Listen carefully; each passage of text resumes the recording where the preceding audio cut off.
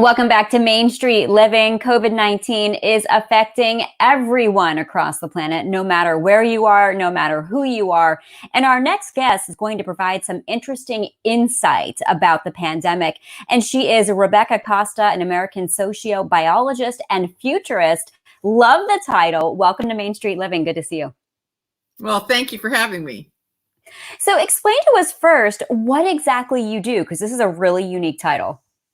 Well, I'm an expert on fast adaptation in high failure rate environments, and that's a lot of words, but what it basically means is that when we encounter a sudden change in the environment, whether it's a business environment or an ecological environment, there are certain strategies which allow us to adapt successfully, nimbly, quickly, and some strategies which don't work and cause people to go into a downward spiral that's unstoppable.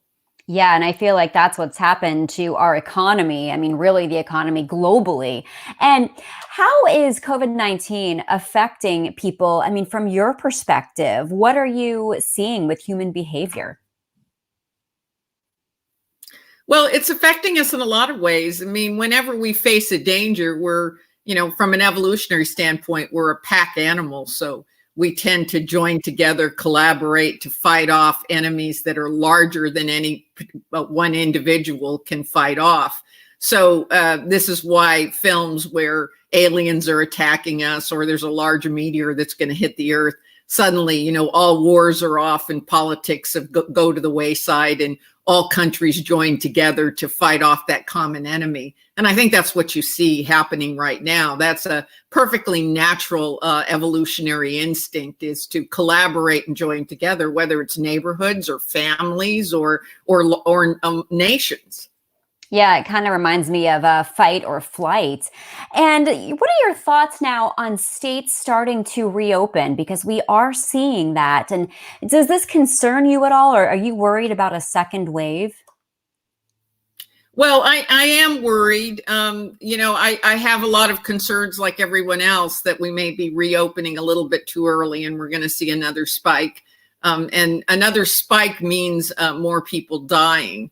It's too early to take the foot off the gas pedal, in my opinion. But again, I'm an evolutionary biologist and I'm a scientist by training. So obviously, if there's a trade-off between lives or economy, I would tend to err on the safer side. I think this is a case where better safe than sorry is the right approach to take.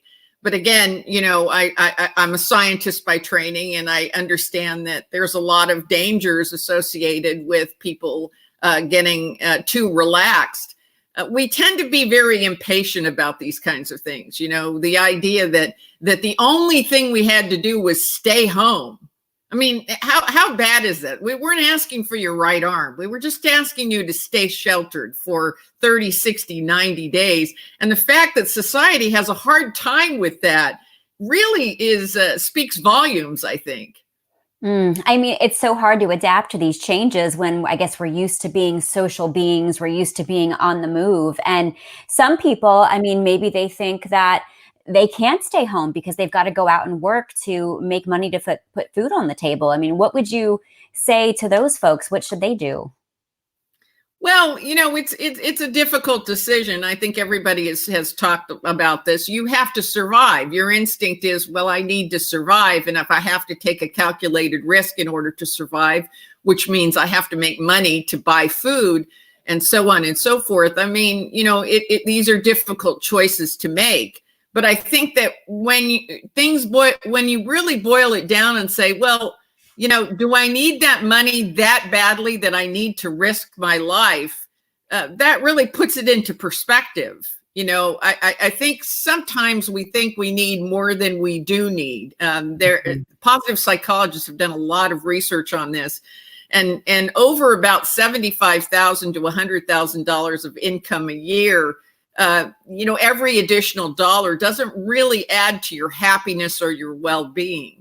So, we tend to be a very, ambitious organism, and we want more. And that's a natural instinct as well. But at the end of the day, do you really need that additional money? Are there some things you could sell off?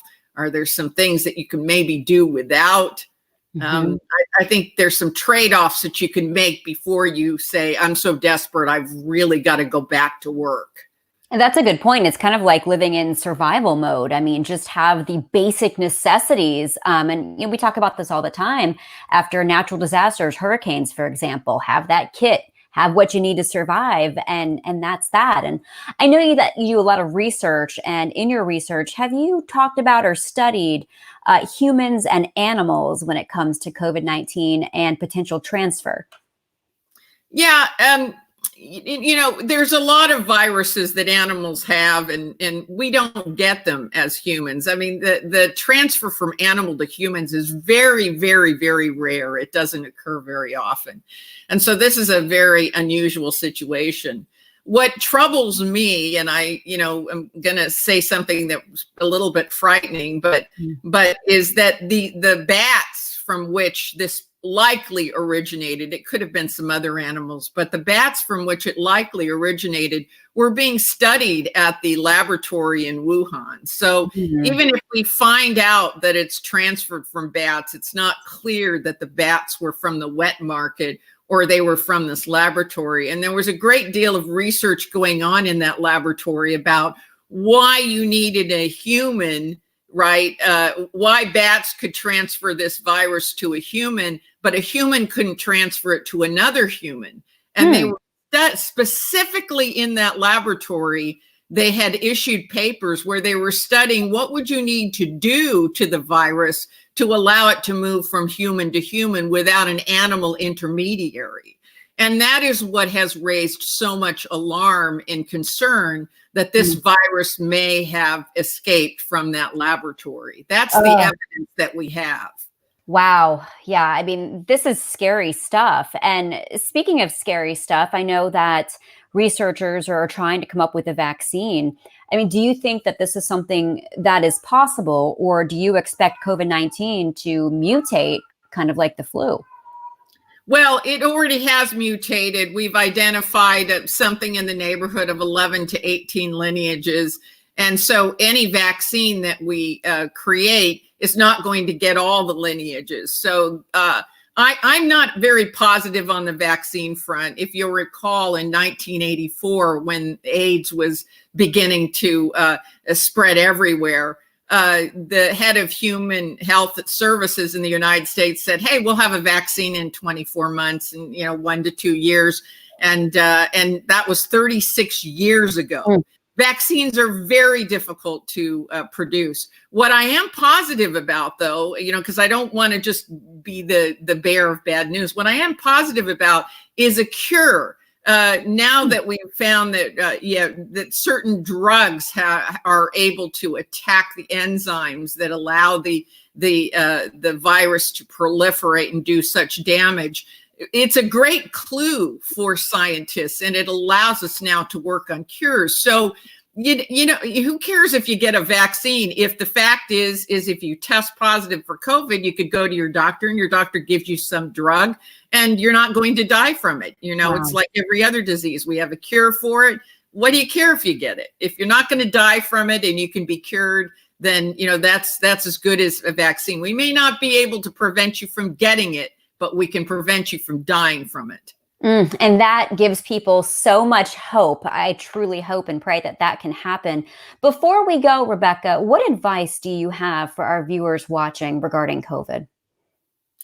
I would say that if you're in the vulnerable population, which I happen to be, don't worry so much about, reopening and getting out there and socializing.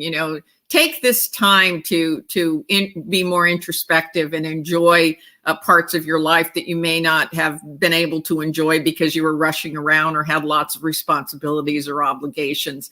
But don't be so quick to go out and socialize if you're amongst the vulnerable population. All right. Very good advice. Great to hear your insight about this as well. Thank you so much for joining us today. Well, thank you for having me, and thank you for the good work you're doing. Absolutely. No problem at all. All right. Coming up on Main Street Living, we're going to talk about some champion healthcare workers. Stay with us.